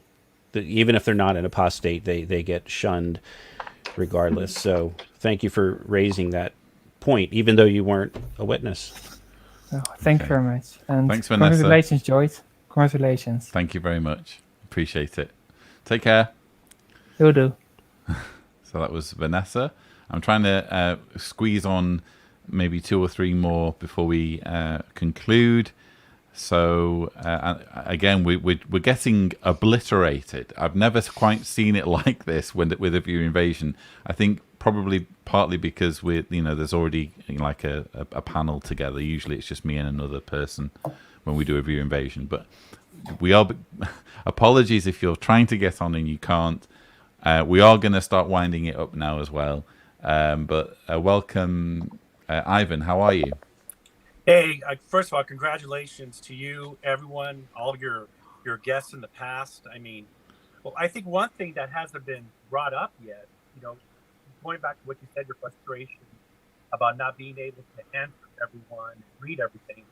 But Lloyd, you have almost 100,000 subscribers. I mean, that's another thing I think we should be celebrating soon. I think you're going to hit 144,000 before the JW. Wow, yeah. So the whole 100,000 thing, I have been getting comments about that, and Tibor and I were talking about that. We had a little business dinner before, and it's lovely. It really is. It's a big milestone. But I think what matters to us, quite frankly, is the quality and the views. I know for some people, subscribers are everything. But for me, it's never been about subscribers. It's been about getting the message out there. And I know that there are some channels where they have far more subscribers than I have, but they're not getting very many views. So we view subscribers as a way to get views, not the other way around. And so for us, it will always be about keeping the quality there. That said, I do recognize that 100,000 is a really significant milestone, and something that probably the majority of subscribers will want to celebrate. So I've already got scheduled in at a likely point in the future when we cross that bridge for us to do another live stream celebration. So we will be marking that event. But it's wonderful to see things progressing. Yeah. One more quick thing also is, I've been out for 20 years. And one of the things that I hear you say a lot that I completely relate to is how you live. I mean, I just missed that last part, Ivan. Could your microphone's a little bit weak. Okay, yeah, no, I was saying that one of the things that I relate to the most is how much this religion has changed. When I attended, one of the scriptures they would use all the time was Ecclesiastes Chapter 3. There's a time and place for everything. Well, not anymore, because you're guilted into just buying an ice cream cone because you should be giving that money to the society. You should sell your boat and your house to go help build the sound studio. And your dog. Get rid of the dog as well. Yeah. Get rid of the dog. There is no more time and place for anything. That scripture hasn't been brought up in any of these broadcasts since I've been watching your show now for literally almost 10 years. And again, it's just how cringy and the biggest mistake this religion ever did was the JW broadcast, because before you could put a name on the faces and seeing these guys, you would, back then in the 80s and 90s when I went, we're just like, wow, these are holy people, holy men. I wonder what they're like. I mean, you just mentally put these people on this like spiritual pedestal. But now that you hear these guys and see these guys and hear and see the dramas and all the broadcasts and the assemblies that they have, it's just like these people seriously can see through this. I mean, it's unbelievable how much this religion has changed overall. It has. It's unrecognized. I keep saying it, but it bears repeating. It's unrecognizable from the religion I left behind literally as recently as 2009. What on earth is happening with this crazy if group? You're not serving the organization 24/7, then you're basically that's what they're down to right now. Okay. Yeah, our job is to help people find a way to see through that. As you said, they can't see through it, and that's what we're really trying to do. Help them to get that cataract off of their eyes and be able to think clearly as if they had never grown up as a witness and look into it as if they were from the outside looking in, and then they would realize, oh my goodness, this is not right. I'd also like people to look at John 17:3 and consider what Tony Morris said about money. Check that out. Yeah. One last thing now, I know you guys have other guests, but this is basically just directed to Lloyd. Again, you will never, ever truly know how much you are helping people, affecting people. You know, there's maybe the people that don't get on, that don't subscribe. There's a lot more than you know. And let me tell you, you are unbelievable. You are literally changing lives. Well, now he knows. You just spoiled it and you told him. My head's going to explode if I get too much more of this. But thank you, yeah. And I look forward to Cat's out of the bag. Yep. It's really sweet of you to say that. Thank you, Ivan. Absolutely. Appreciate it. Have a great day, guys. Take care. You too. Take care. I'm determined to be able to squeeze my head through the bunker door by the time this live stream is over. I find it interesting when he talks about how the broadcasting, I think that there could be a reminder shortly coming up about some advice that was given back at the very first broadcasting video about telling the governing body to shut the hell up. Pretty sure they'll live to regret that. You'll know what I'm talking about in the video. Okay, fair enough. You remember saying that? But vaguely. You did. Oh, you did. What? Telling them to shut up? Yeah, when the first broadcasting video episode came out and you did your first rebuttal, you were talking about it and you said if I was advising them, I would tell them to shut the hell up. Yeah. I bet you they wish they listened. This is. I keep saying this, and because we talk about this a lot, in our WhatsApp group. That they're their own worst enemies. And one of the pleasures of doing the work that we do, I've talked a little bit about the downsides of activism in this live stream, but one of the good things about the work that we do is that we are up against delusional opponents who do not understand that they're delusional, and therefore will just keep making bad decision after bad decision after bad decision. Recent example, the Ramapo video. Taken down, and obviously they will know why. Only they will know why they took the video down. But for me, it's fairly obvious as to why you would want to take it down, and that's because no one ever wants to hear an organization boasting about how they encourage people to part with their dogs. That's if you don't understand that that's terrible optics, then you have no place making videos, so that's the sort of terrible decision, rookie mistake that they're just going to keep making again and again and again and again, because anything goes when you're in a cult and the ends always justify the means, But I heard, Lloyd, I saw a discussion. Sorry, Alpha. I feel like in order to fully grasp what you're saying, I need to put you on full screen. But can you hear me? I can hear you just about. Go on. Okay, so I said that I saw a discussion on JW Talk about why the video was taken down. Somebody said that it was meant to be discussed at the midweek meeting last week. I'm not having that. And and since that passed, they took the video down, of course. Yeah. No, there's no but reason. Yeah, that's I think legend. Yeah, I think they found out that the dog went apostate. And they can't dog's use probably that. got its own Twitter account and YouTube Yeah. channel by now. Yeah. Yeah, this is what happened. They had to pull it down. He's out. And I'll tell you what, the dog would make more coherent videos than Stephen Lett, that's for sure. But you mentioned the delusional thing, Lloyd, and we're going to be talking about this because Tony Morris gave a talk over the weekend at the annual meeting, and in his talk, he takes about 10 minutes to read a letter from a friend of his who stayed in the organization, and he even mentioned through 1975. Yeah. It's interesting how they keep mentioning 1975. There's so much to talk about in that annual meeting. Me and Tibor have really got our work cut out. He will, because the man writes to Tony and says, "Look, I don't think I'm delusional." But it's funny in the sense of psychology. I think that what he's really, what Tony is recognizing, what the governing body are recognizing, is that people are looking at them like they are delusional, and that's why he feels it necessary to mention it and pull out a letter and read a letter that says, "I've been in for 7 decades and I'm not delusional." No, so that's going to bite him in the bum, to quote Javier. Exactly. Yeah. He's got a gun pointed straight at his foot. People like me, who came into the organization in the 90s and early 2000s, didn't know, sorry, not all of us, but a large portion of people didn't know about 1975. So by bringing it up, yeah, we're going to go, 1975 what? Well, what about 1975? It's dumb. That 1975 should be buried forever. That's a very bad decision. Even in our congregations, I had a talk with one of the more elderly sisters about 1975, and she was like, "Yeah." Thanks, Arthur. So we have a few still trying to get in on the viewer invasion. Let's try and squeeze 1 or 2 more on. Welcome, Surf. How are you?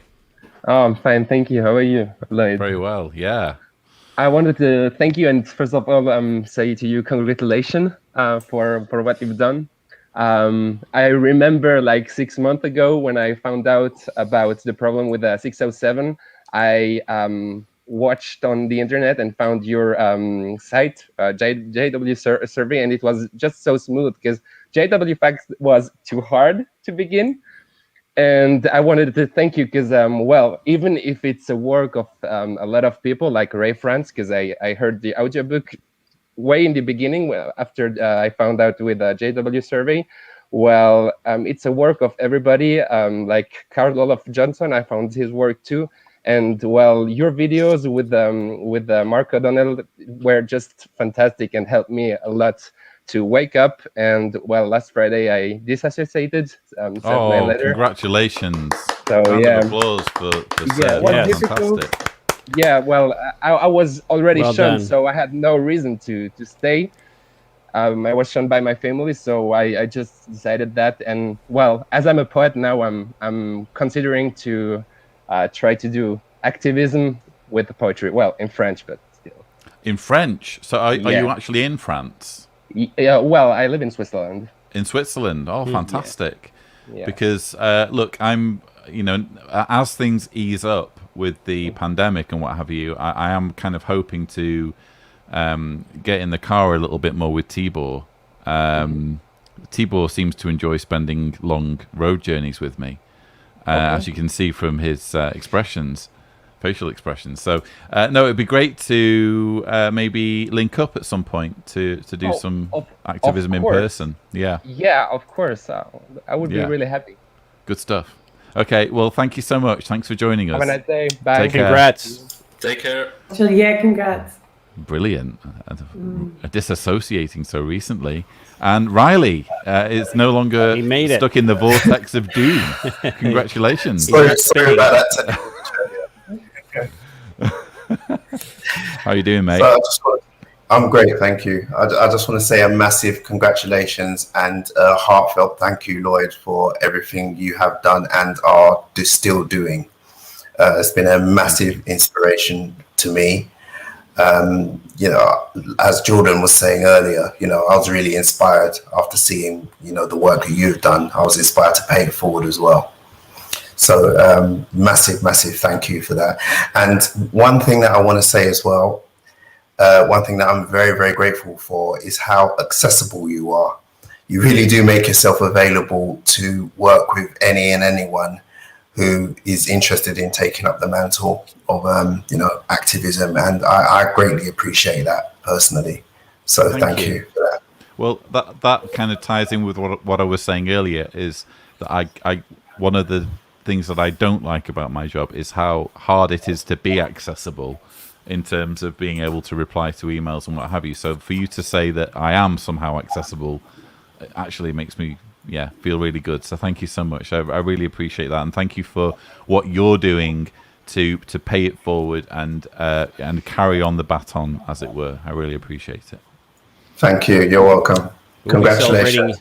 Cheers, dude. We'll be celebrating your 10 years soon enough. Yeah. I look forward to it. I'll crash your 10-year anniversary live stream. Oh, yeah. Yeah. Take care, That'd be dude. great. See ya. Bye, Jacob. And we have Sarah. Welcome, Sarah. Hello, can you hear me? I can hear you, yeah.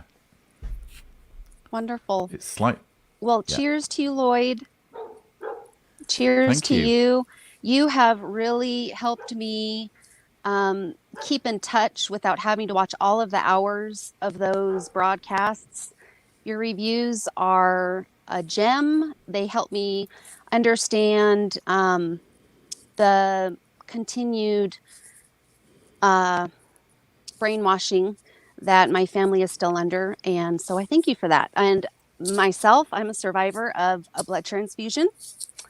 14 years ago, I had to make that choice, and that was my cross in the sand. I accepted that, and I'm living a full life with my 2 boys, 20 and 14.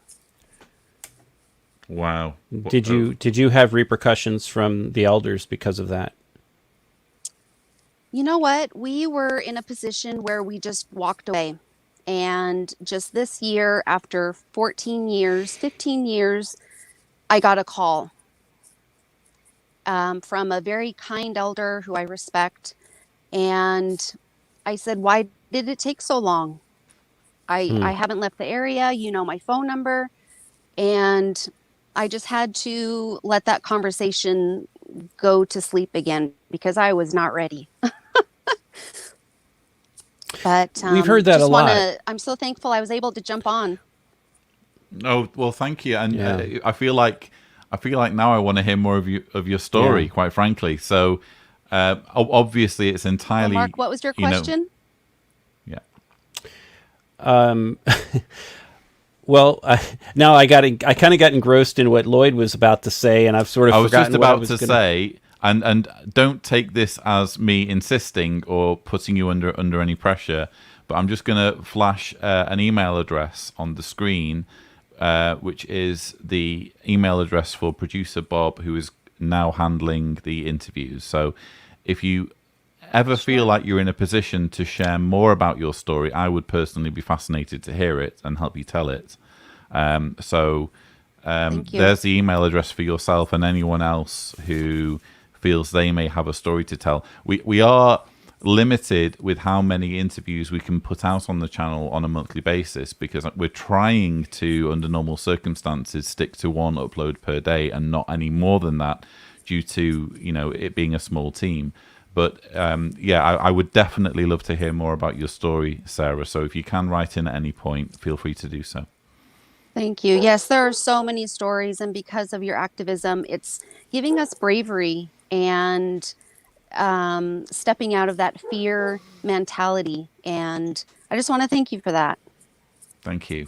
I really appreciate you coming on. Yeah. Take care, Sarah. Glad you're here with us. Thank you. And you survived all of that. Me too. To get to this point. You're here in one piece. Yeah. Absolutely. Okay. Thank you. Take care. Wow. I'm there's a lot more to that story. Yeah, definitely. And our last viewer invasion guest, welcome Heidi. How are you, Heidi? Hi, I'm good. How are you guys? Not bad at all. Thanks for you've been sticking around for a while now to get on. have. And you finally triumphed. So congratulations. Thank you. I want to say congratulations to you as well. Congratulations on 10 years. That's crazy. And I have so much to thank you for, because I left the organization purely based on my disagreement with Bible teaching. So when I left, I was still saying, oh, this is a good organization. There's nothing wrong with it. I mean, I just don't believe in the Bible. But eventually I gave myself permission, because I still wasn't looking at apostate information when I left. So when I finally gave myself permission to do that, I found your channel and I started learning so much, and I was so shocked. And even after leaving and kind of coming to terms with the fact that I didn't believe in the Bible, I had another breakdown, because I was like, I wasn't just, it wasn't just a fallacy. I was being lied to for so long, and it was really heartbreaking. Isn't that an interesting expression that you said that we hear all the time? Gave myself permission. Yeah. The fact that, we have a comment from Arthur, but the fact that you have to use, and I've used that expression many times, that I had to give myself permission meant that I was previously restricted from reading a book, looking at a website, whatever, that would be considered apostate, or there were consequences from reading or talking about something, and that should never be the case, especially for an organization that is a 501c3, that's a U.S. term, a charity, a charitable organization that receives all these benefits from the government, no taxes, but they prevent people from giving themselves permission to read whatever they want to read. If it's the truth, it's the truth, right? So I appreciate you saying that, and we hear that all the time, and it's so liberating to be able to say, I gave myself permission to do something. Yeah, that's your freedom. That was a point in your life where you gained your freedom. Yeah, and it's crazy that sticks with you even after, like I said, I left, and I was just still wasn't looking at apostate information, even though I was already completely not believing. So it's crazy how much that sticks with me, the fear of apostasy or whatever. I was the same. I was the same. Wow. Yeah. It took a while. Thank you so much, Heidi. I'm glad that you summoned that bravery. And might I just say, for all of these comments, and I've been seeing some in the chat as well from people who are kind of crediting either myself or others with, being helped to wake up. I genuinely believe that, and I say this all the time, but I genuinely mean it. It's a privilege to have played some part. I'm sure, Mark, you would feel the same way. But the work that we're doing would be meaningless if you guys didn't have the bravery and courage to challenge dearly held beliefs. Because ultimately there are 8.5 million Jehovah's Witnesses right now who aren't able to get to that point where they can challenge their beliefs. You were able to do that, and that's a huge victory. So well done. Give yourself credit. Yeah. So thank you, Heidi. Congrats. Thank you guys for having me on. It was nice to meet you. No, take care. All right, bye. Bye. So wow, and there we are. And then there were 5. Wow. And again, we were inundated there, and we've just had to kind of say, before I get too inebriated, we need to draw the line somewhere. But I just want to thank as well all of the comments. I've been keeping an eye on them, and wow, hugely generous super chats coming through. Thank you so much to all of you who've been showing generosity and support towards the channel. It really means a lot. 10 years, wow. Will it be 20 years? Who knows? But I know that I am in a far better place now to do what I'm doing, thanks to the amazing support of the team I have around me, including Deanna, including those on the JW Watch team who couldn't be on the panel today. It's a team effort, and I include in that other ex-Jehovah's Witness content creators and activists. Together we're making a huge difference and liberating minds, hopefully. And it's difficult to imagine a more fulfilling work that I could be spending 10 years doing. So thank you very much. Think about this, Lloyd. If you are doing this in 10 years, I would say that imagine how interesting it's going to be to look back on this event where we were now 10 years from now, and to think that, for example, most of the members of the governing body of Jehovah's Witnesses in 10 years will be dead. Maybe with the exception of Mark Sanderson. I think Tony Morris might be like a head in a jar. They'll keep him alive, maybe just his head with science. Futurama. It'll be like the Rise of Skywalker. He'll find some kind of dark Sith arts to kind of stay alive. Who knows? Yeah, But these guys. These guys, at the annual meeting, they talked about, one of them referenced Carrie Barber, but, there were very few references to previous governing body members. And a lot of those members were kind of held in esteem by the witnesses who knew who they were. But, going into the future and then looking back, I can't imagine that these men would be held in the kind of esteem that previous governing body members, like Fred Franz, for example, as loony as he was held in esteem as a scholar, and as vice president, then president of the organization. But what are they going to be saying about Tony Morris and Stephen Lett and David Splain with his pointer? What are witnesses going to be saying? The difference between the current crop and the likes of Rutherford and Russell is that Rutherford and Russell, and to a degree Knorr and Franz, what they had to say was mostly in writing, and it's far easier to respect them on that basis. But you alluded to this earlier, Kim, about how I was saying in the very beginning, if I were their advisors, I'd tell them to shut the hell up. All of the old rules have now flown out of the window. And future generations of Jehovah's Witnesses and ex-Jehovah's Witnesses will be able to see the stupidity and incompetence of the governing body in glorious HD for decades to come. And that's not something that we can say necessarily about Rutherford. Mm-hmm. There's a few bits of footage of Rutherford. There's Charles Taze Russell appears in the photo drama, but nothing like the just unadulterated foolishness that's constantly spewed out by the governing body. So they really are masters at exposing their own stupidity. And again, it's a joy to be going into battle against such deluded opponents. It's like shooting fish in a barrel. You'll be able to put them side by side in their video statements as the doctrine continues to change and evolve. Yeah. I think that's going to be really powerful, because it's more powerful than just holding up, a Watchtower and Awake magazine and comparing it to current. Don't make me do a competition as to who's got the better collection now. Well, that's a separate video. That's a separate video. We need to do. We could do a couple hours on that. We need to figure out what the rules are as well. Yeah. Okay. I'll adjudicate. Challenge accepted. Challenge accepted. So on that bombshell, we'll bring it to a close. Thank you so much to the hundreds of people who've tuned in. Currently 660 watching at the end. Thank you to my panel. Arthur, we haven't seen too much of you. In fact, I'm wondering whether we should rectify that by putting you full screen. But thank you for joining in anyway. Look at Arthur with his arms out. It's just. What is there something behind you? Anyway.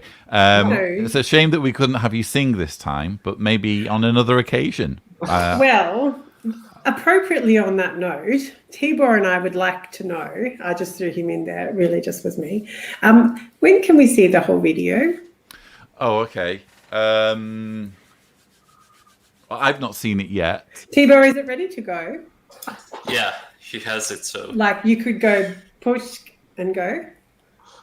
Okay. On YouTube, no, that's not. No, ready, but you could like it's ready, it's all finished, everything's all beautiful. Yeah, is it like ready to? Oh, right. So it first needs to be uploaded.